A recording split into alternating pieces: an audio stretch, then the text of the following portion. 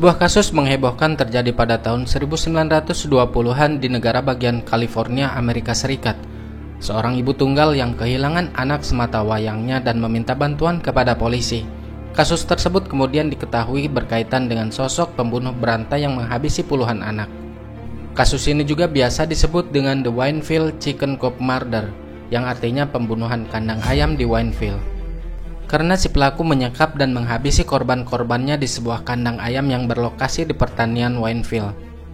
Namun, film ini mengambil sudut pandang dari seorang ibu tunggal yang mencari dan memperjuangkan anaknya yang hilang. Penasaran dengan ceritanya? Mari kita mulai.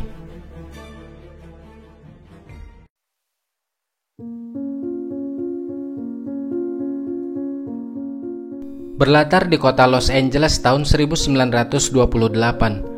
Pagi itu tanggal 9 Maret seorang wanita bernama Christine Collins sedang membangunkan anaknya bernama Walter Collins. Sudah menjadi kebiasaan setiap bangun tidur, sang ibu selalu memantau tumbuh kembang sang anak dengan mengukur ketinggian badan di tembok rumahnya. Rutinitas lain sebelum berangkat kerja, sebagai ibu tunggal dia selalu mengantarkan anaknya terlebih dulu ke sekolah. Christine bekerja sebagai supervisor di sebuah perusahaan layanan operator telepon, di mana pada masa itu komunikasi telepon masih menggunakan sambungan melalui perangkat yang dijalankan oleh para operator. Saat pulang sekolah, Walter menanyakan keberadaan sang ayah kepada ibunya, karena dia baru saja berantem di sekolah akibat salah satu temannya mengejek Walter yang hidup tanpa seorang ayah. Sang ibu lalu menjelaskan bahwa sosok yang Walter cari itu pergi meninggalkan mereka karena tidak siap bertanggung jawab sebagai seorang ayah.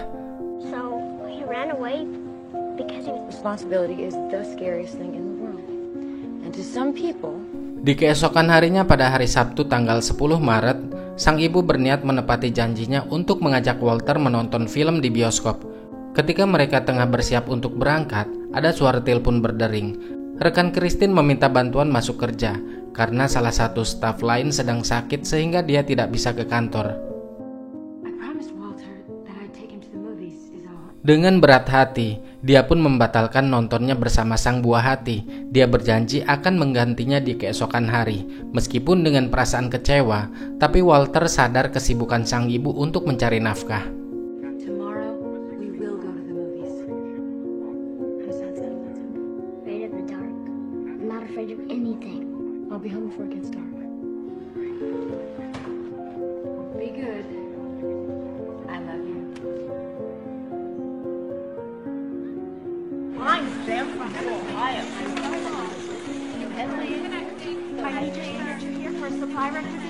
Selesai jam kerja, atasannya menawarkan promosi jabatan sebagai manajer di kantor baru karena kinerjanya yang memuaskan. Namun Christine yang tergesa-gesa mengejar mobil untuk pulang, meminta kepada atasannya untuk menunda pembahasan itu.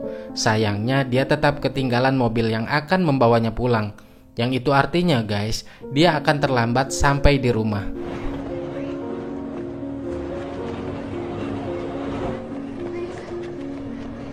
Sesampainya di rumah, sang ibu panik melihat anaknya yang tidak ada di sana. Dia menyangka bahwa Walter bermain dengan temannya di sebelah rumah, namun Walter tidak ada. Walter?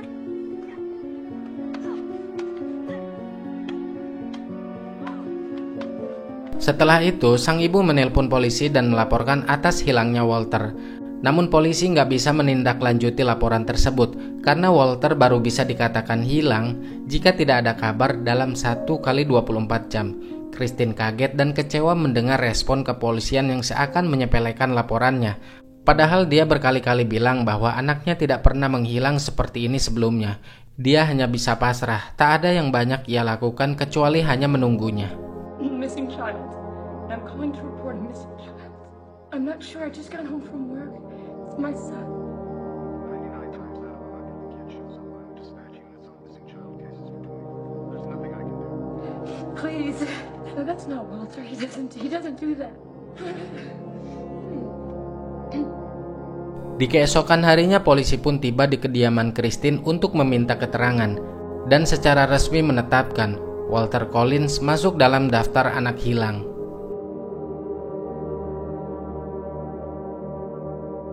Hari terus berganti, kini memasuki 2 minggu kemudian dari hilangnya Walter. Di gereja, seorang pendeta bernama Gustav menyampaikan keprihatinannya saat khotbah di depan para jemaatnya atas apa yang telah Christine alami. Di tengah khotbah yang ternyata disiarkan melalui radio itu, dia mendesak kepolisian Los Angeles untuk segera mempertemukan ibu dan anaknya tersebut. Hal ini dia lakukan karena tidak lain untuk mengkritik betapa bobroknya kepolisian Los Angeles atau LAPD, Los Angeles Police Department. Los Angeles has become a place where to be the law is to have become our brutalizers. Beberapa hari kemudian, tepatnya pada tanggal 3 April, sang ibu terus menangisi Walter yang tidak kunjung ditemukan. Dia begitu sangat merindukan putra sematawayangnya itu. Namun bagaimanapun juga hidup harus tetap berjalan. Dia memutuskan untuk bekerja walaupun situasi dan kondisinya tidak memungkinkan. Di sela-sela kesibukannya, dia mencoba menghubungi polisi wilayah lain jika ditemukan ciri-ciri anak seperti Walter.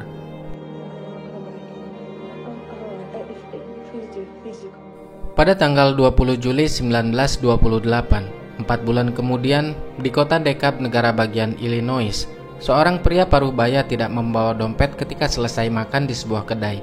Lalu dia berjanji akan kembali ke tempat tersebut setelah mengambil dompetnya. Sebagai jaminan, dia menitipkan anak laki-laki yang bersamanya. Namun beberapa jam kemudian, pria itu tidak kunjung kembali. Pemilik kedai lantas menghubungi polisi karena anak yang ditinggalkannya masih berada di sana.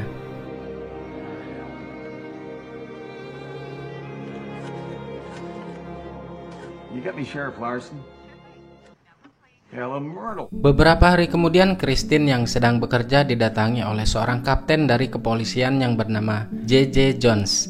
Ia mengabari dan mengklaim bahwa telah menemukan anak Christine dengan selamat. Dan kini Walter sedang dalam perjalanan pulang menggunakan kereta. Tentu hal itu membuat sang ibu sangat bahagia karena akan bertemu dengan putra sematawayangnya itu. He's alive, Mrs. Gold. He was picked up 2 days ago by local police in DeKalb, Illinois. He was in the company of some drifter. We have an APB safe and unmarked.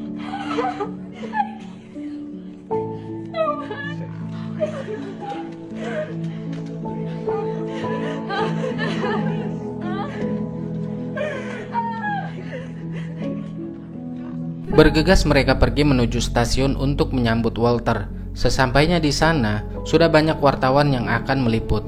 Lalu sang kapten memperkenalkan Christine kepada kepala polisi yang bernama James Davis. Kereta yang mereka tunggu pun akhirnya tiba. Sang ibu sudah sangat rindu dengan putranya itu sampai-sampai ia tidak bisa tenang ingin memeluknya. Keep him back.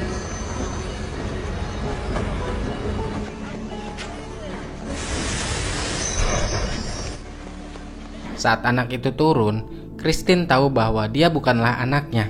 Christine berusaha menjelaskan kepada Kapten Jones, namun sang kapten meyakinkan bahwa anak itu adalah Walter. Ketika anak itu diminta untuk menyebutkan alamat rumahnya, dengan tepat si anak menyebutkan alamat Christine. What? It's not my son. What did you say? It's not my son. Well, he's been through 5 terrible long.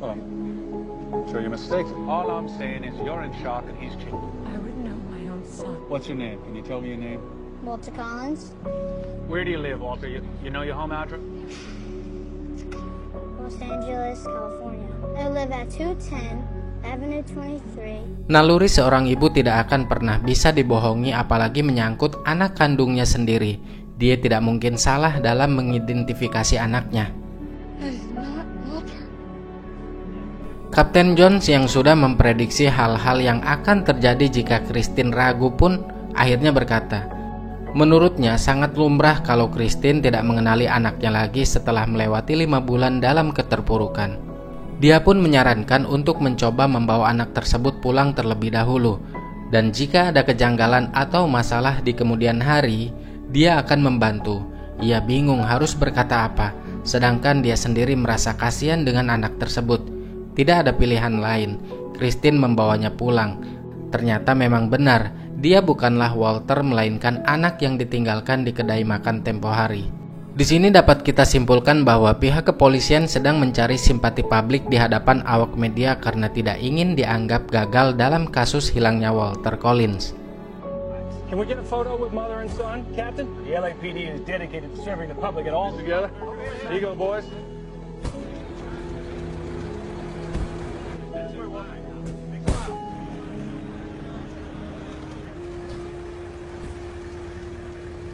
Di rumah, Christine melayani anak itu seperti halnya melayani Walter, anak kandungnya sendiri.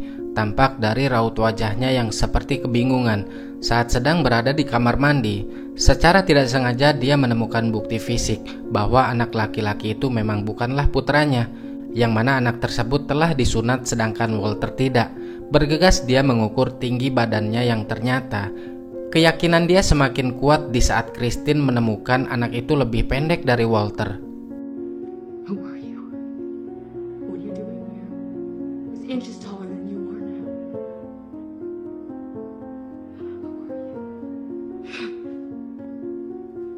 Di keesokan harinya, Christine mendatangi Kapten Jones untuk menyampaikan kejanggalan-kejanggalan yang ada pada anak tersebut. Dia sangat berharap bahwa polisi kembali melakukan pencarian kepada Walter sebelum semuanya terlambat. Namun sang kapten tetap mengelak. Menurutnya, pasti ada alasan ilmiah mengenai kondisi fisik Walter yang berubah. Maka dari itu dia akan mengirim seorang dokter ke rumahnya untuk memeriksa lebih lanjut. Why are you doing this, Mrs. Collins? So I don't understand why you're running away from your responsibility. He's not my son. I'm not running away from anything. Please devote my response because I am all he has. I am even taking care of that. I appreciate everything that this department. I'm sorry. There has been a terrible mistake working. I really do, and I don't. Please, I can find my son. Dokter suruhan Kapten Jones pun akhirnya datang ke rumah Christine. Perihal tinggi badan sang dokter menjelaskan bahwa meskipun itu kasus langka, tapi kemungkinan terjadi penyusutan pada tulang belakang yang membuatnya jadi pendek saat kondisi anak stres.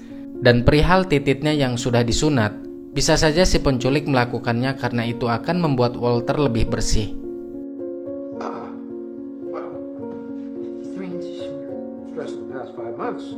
For some time, the trauma can affect the growth of his spine may have actually shrunk. That's within the realm of possibility. On circumcision? No wonder he's submerged the memory. After all, circumcision is hygienically sound. I'm willing to put my theory to the test of object. Dirasa penjelasan si dokter tidak masuk akal, Christine pun menghubungi Kapten Jones dan menegaskan bahwa jangan pernah mengirim seseorang datang ke rumahnya lagi dan memberikan keterangan palsu. Kepolisian dinilai telah membuang banyak waktu yang seharusnya digunakan untuk mencari Walter. It's final, Mrs. Collins. Time when you should be looking for my son. The point is that you are wasting. Pada suatu hari, Christine mendapatkan telepon dari Pastor Gustav yang ingin bertemu dengannya. Pastor Gustav bermaksud ingin memperlihatkan berita Christine yang kini dimuat di koran tentang pengakuan sang dokter yang menganggap bahwasannya Christine tidak mau mengakui anaknya, sehingga membuatnya sangat khawatir jika anak itu tetap berada dalam tanggung jawab Christine. Bergegas dia menemui Pastor Gustav. Di sana ia membaca koran harian yang memuat kabar tentang dirinya. Jelas dong, dia tidak terima dengan pernyataan si dokter yang seolah-olah menyudutkannya. Pastor Gustav yang tahu betul tentang kebobrokan kepolisian setempat, dia lantas memberi semangat kepada Christine dan berkata bahwa dirinya sangat percaya dengan apa yang dikatakan oleh Christine, sehingga dia ingin membantunya dalam mencari Walter. That's why I wanted to meet and to help you fight it. If you choose to let you know what you're getting yourself into. Mrs. Collins, a lot of mothers will sacrifice to expedience. I appreciate it. Just want my son home. Christine menghampiri seorang dokter langganannya dan menghampiri guru sekolah Walter untuk mencari bukti-bukti yang lebih akurat. Setelah diperiksa dokter gigi langganannya bahwa anak itu bukanlah Walter. Giginya Walter tidak seperti ini. Dia pun bersedia menulis pernyataan untuk membantu Christine.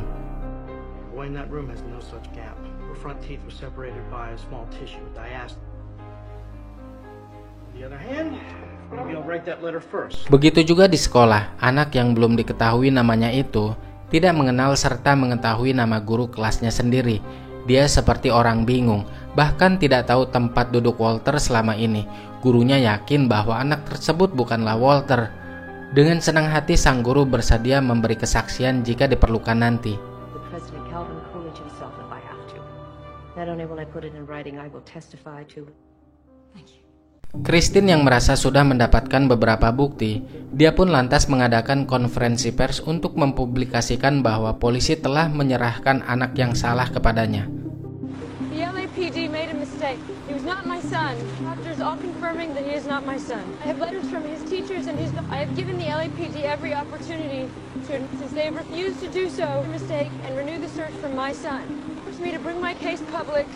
Christine juga memperlihatkan surat pernyataan yang diberikan oleh dokter giginya Walter serta guru sekolahnya. Hal itu ia lakukan untuk memperkuat pembelaan dirinya. Kabar berita itu terdengar oleh Kapten Jones. Ia menyuruh Christine datang ke kantornya. Di sana, dia sangat marah kepada Christine karena dianggap telah mencoreng dan tidak menghargai kerja keras pihak kepolisian. Perdebatan di antara mereka berdua pun terjadi. Christine bersikeras menolak mengakui anak itu adalah Walter.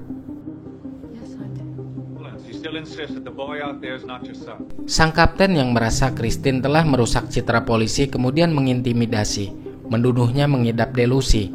Dia lalu memasukkan Christine ke rumah sakit jiwa dengan kode 12, yaitu sebuah kode yang menyatakan bahwa pasien tersebut di bawah pengawasan polisi.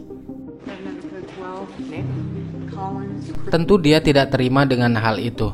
Christine mencoba memberontak dengan menyampaikan bahwa ini adalah upaya polisi untuk membungkamnya. Namun pihak rumah sakit jiwa tidak memperdulikannya.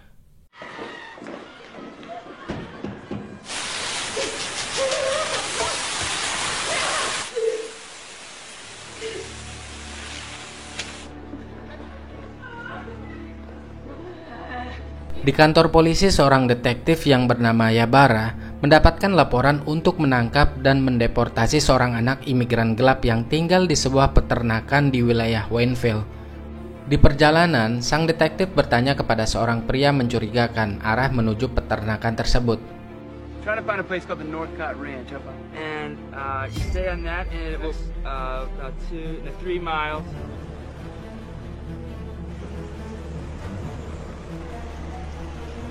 Sampailah dia ke tempat yang dituju. Seorang bocah berlari seperti orang yang ketakutan. Sempat terjadi aksi kejar-kejaran di antara mereka berdua, yang singkatnya bocah itu pun akhirnya tertangkap. Dia bernama Sanford. Hey! Floor! Stop it! Stop it! I'll push your face! Di sana, Sanford tidak tinggal sendirian, melainkan dengan sepupunya yang bernama Gordon.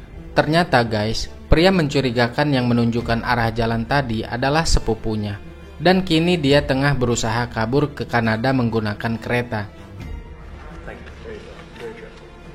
Suatu hari saat menikmati makan siang, Christine bertemu dengan seorang wanita bernama Dexter yang mengaku bahwa dia dan teman-teman lainnya juga mengalami nasib yang sama seperti Christine, dipaksa masuk ke rumah sakit jiwa karena bermasalah dengan polisi. Dexter juga memberitahu agar Christine tetap beraktivitas normal seperti biasa agar ia bisa cepat pulang ke rumahnya. Karena jika Christine semakin melawan, maka dia akan dianggap gila dan akan tinggal selamanya di rumah sakit jiwa itu. We're here for the exact same reasons. You're code 12, so am I. The more you try to act sane, the crazier you start. Some crazy woman trying to destroy the integrity. We both pissed off the cops. Sanford yang akan segera dideportasi kembali ke Kanada pun akhirnya membuat sebuah pengakuan yang cukup mengejutkan bahwa di peternakan itu dia bersama Gordon telah menculik dan membunuh banyak anak-anak. Dia melakukan itu di bawah ancaman Gordon, karena jika ia tidak mau membantu, maka Gordon tidak segan-segan untuk membunuhnya juga. Killed some kids. All together?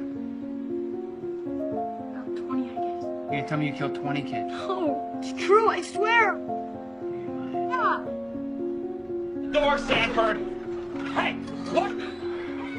Hungry? No. Some lazy doing right off. I'm not gonna hurt you. I did.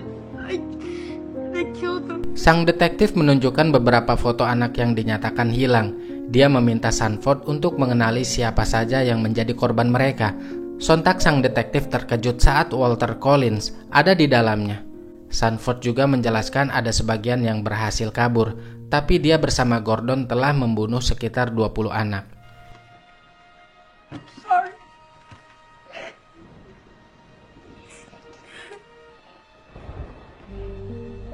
Di sisi lain, Christine berkesempatan untuk bertemu dengan dokter rumah sakit jiwa yang bertugas di sana. Namun lagi-lagi si dokter tidak membantu dan justru membuat seolah-olah Christine memang mengalami delusi. They brought home the wrong boy, my son. He's not my... Two of you at the train station. Strange, because I have here. People don't change. At first he was your son, and now he's not your son. Kemudian detektif Yabara menelpon Kapten Jones untuk memberitahu informasi yang ia dapat dari Sanford, bocah imigran gelap itu, tentang pembunuhan berantai anak. Namun Kapten Jones malah menyuruh Yabara untuk tidak melanjutkan penyelidikan itu. Dia meminta agar detektif Yabara segera balik ke kantor. You do nothing except get back. Departmental policy is what I say. All allegations of homicide have to be investigated. I'm ordering you to get your ass back here with that kid. Di kantor polisi, pendeta Gustav mendatangi Kapten Jones untuk menanyakan keberadaan Christine, karena dari pengakuan tetangganya, dia dibawa oleh mobil polisi. Sang kapten berkata bahwa Christine kini dalam perawatan di rumah sakit jiwa karena gangguan mental yang ia alami. And don't try and lie your way out of it. What the hell have you done with Christine Collins? She's getting the best treatment available. Following a mental breakdown. Mrs. Collins has been placed in protective. Di rumah sakit jiwa, Christine menolak meminum obat karena dia memang merasa tidak membutuhkannya. Si dokter lalu memberi sebuah pilihan. Christine nggak usah minum obat dan bisa keluar dari rumah sakit jiwa sekarang juga. Tapi dengan syarat, dia harus bersedia menandatangani sebuah pernyataan yang isinya bahwa dia harus mengakui anak yang ditemukan polisi memang benar adalah Walter. Tentu dong Christine menolak menandatangani surat tersebut. Dia akan terus berjuang demi keadilan dari para polisi yang korup. Well, then your condition is not improved. I mean, yes, I'm not saying that because he's not my son. My son is still... A minute. You could be out of your first thing. Casey's My son, becoming no! hysterical. My son is missing. Back.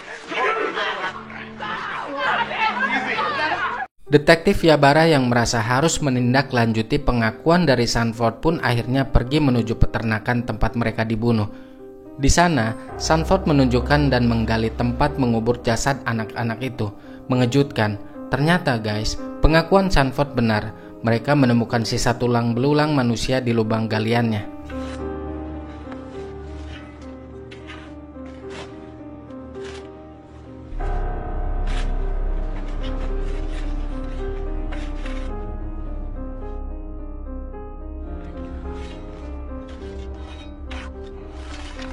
Kemudian sang detektif meminta kedua polisi yang menemaninya untuk mengumumkan status buron kepada Gordon. And put out an APB on Gordon Stewart Northcott. Take it. Stop.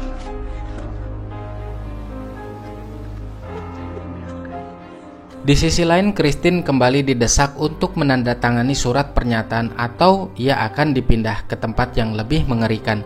Lagi-lagi, dia menolak melakukannya. Dia tidak peduli dengan ancaman mereka.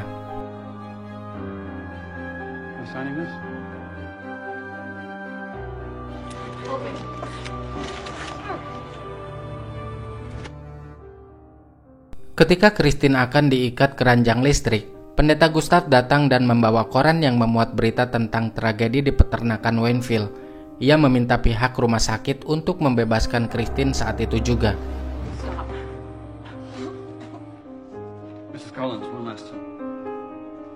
Scene berganti ke Kapten Jones yang dipanggil kepala polisi James Davis. Davis meminta John untuk segera menyelesaikan masalah yang sebentar lagi akan mereka hadapi. Karena jika terbukti Walter menjadi salah satu korban di Wayneville, media dan publik pasti akan mempertanyakan alasan polisi membawa pulang Walter Collins palsu. Dan itu bisa menghancurkan reputasi dan menurunkan kepercayaan publik terhadap lembaga tersebut. Singkatnya, pada tanggal 20 September 1928, Gordon yang telah sampai di Kanada lalu mengunjungi saudaranya untuk bersembunyi. Namun saudaranya yang mengetahui bahwa Gordon adalah seorang buron lantas menghubungi polisi. Tidak berselang lama para polisi datang dan berhasil menangkap Gordon.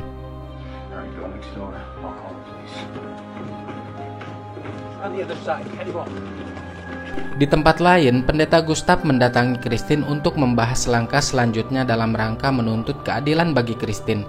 Dia datang bersama seorang pengacara yang bersedia membantu Christine dalam menuntut kepolisian LA di pengadilan. Langkah pertama mereka adalah membebaskan seluruh orang yang dirawat dalam rumah sakit jiwa dengan penandaan kode 12. Court order for the immediate release of all pending a formal inquiry into the reasons for their detainment. I can't authorize you. Either you will produce the people named in that court order. Kini tibalah di mana hari persidangan untuk menuntut LAPD. Gemuruh teriakan dan dukungan dari warga yang melakukan protes terhadap lembaga kepolisian di depan gedung pengadilan kota.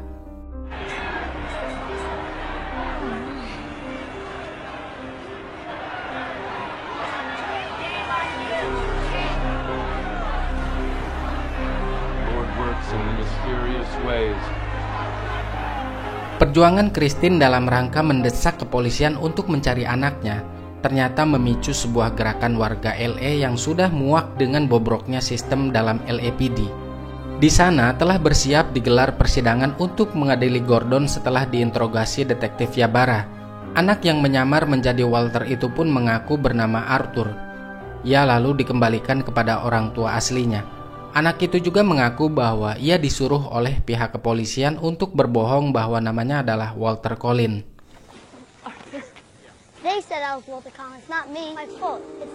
Setelah melewati persidangan yang cukup panjang, ya nggak sampai berbulan-bulan juga seperti kasus yang ada sekarang ini, akhirnya hakim dengan tegas memutuskan untuk memberhentikan Kapten John dari kesatuan LAPD dan memindahkan kepala polisi James Davis. Sementara di persidangan Gordon yang merupakan pembunuh berantai, hakim memvonisnya hukuman mati setelah melewati 2 tahun masa tahanan terlebih dahulu. We, the jury, find the defendant, Gordon Stewart Northcott, guilty on all counts of murder. This hearing is concluded. Singkatnya 2 tahun telah berlalu. Christine dan para orang tua korban lainnya diberi kesempatan menyaksikan eksekusi hukuman mati Gordon dengan cara digantung.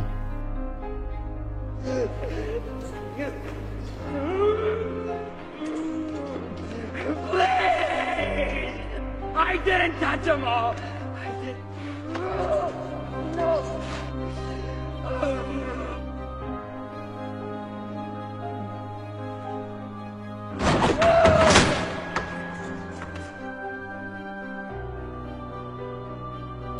27 Februari 1935, Christine yang sedang bekerja ditelepon oleh orang tua korban penculikan Gordon yang selamat yang baru saja ditemukan. Bergegas dia menuju ke kantor polisi. Seorang anak yang bernama David menuturkan kepada detektif Ybarra kenapa dia berhasil kabur dari penyekapan Gordon di peternakan. Ternyata guys, dia kabur bersama anak lain yang salah satunya adalah Walter. Namun saat pelariannya, mereka berpencar agar tidak mudah ditangkap kembali oleh Gordon. Dan sejak saat itu dia tidak tahu nasib kedua anak lainnya termasuk Walter. Jadi dia nggak tahu persisnya seperti apa. Apakah Walter berhasil ditangkap oleh Gordon ataukah berhasil kabur seperti dirinya. Yeah. Do you remember Walter's last name? And Walter. Walter? Collins. Cooper, the wire was all messed up. He kept shaking around. Run, run, run! Hey! The hell are you boys? So you don't know if either of the other two? That's the last I saw of any of them. No. Alasan David tidak langsung pulang ke orang tuanya karena dia khawatir jika Gordon dapat menemukannya kembali. Namun setelah sekian lama, David rindu dengan kedua orang tuanya dan memberanikan diri untuk pulang. I really miss my mom. I really miss my dad. I just want to go home. I just want to go home. Tampak kesedihan yang begitu dalam dari wajahnya Christine. Pasalnya dia hanya bisa melihat anak temannya yang kembali kepada kedua orang tuanya, sedangkan Walter tidak tahu berada di mana. Kembalinya David, Christine merasa mendapat sesuatu yang ia tidak miliki sebelumnya, yaitu sebuah harapan. Sebuah harapan akan kembalinya Walter Collins suatu hari nanti. It gives me something I didn't have before.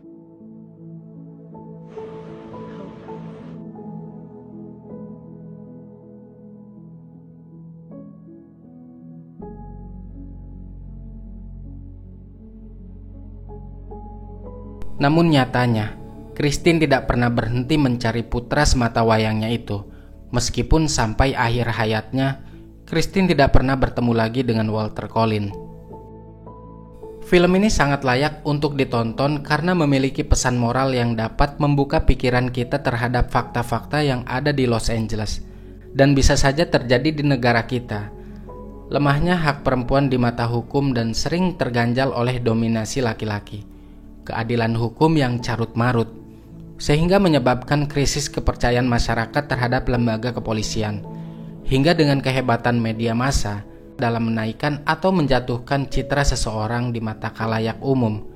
Mungkin kalau sekarang dengan media sosial, kita sebagai masyarakat bisa memviralkan kasus seseorang hingga bisa dengan cepat ditangani oleh lembaga-lembaga terkait. Film ini juga menunjukkan kegigihan, keteguhan hati seorang ibu dalam memperjuangkan haknya dan kehidupan putranya. Walaupun endingnya bikin nyesek, hingga akhir hayat sang ibu tetap tidak menemukan putranya, setidaknya beliau sudah berjuang untuk itu semua. Nah, menurut kalian gimana guys tentang film ini? Apakah si Walter Collins ini sudah metong dihabisi Gordon? Atau ada orang lain yang menghabisinya selain Gordon? Atau mungkin saat itu dia masih hidup? Yang jelas hilangnya Walter Collins masih menjadi misteri yang belum terpecahkan sampai saat ini, akibat bobroknya LAPD yang lamban menanganinya. Yang tahu berita terupdate-nya atau yang punya pendapat-pendapat lain, silahkan coret-coret di kolom komentar. Cukup sekian teman-teman dan terima kasih, sampai jumpa lagi di video berikutnya.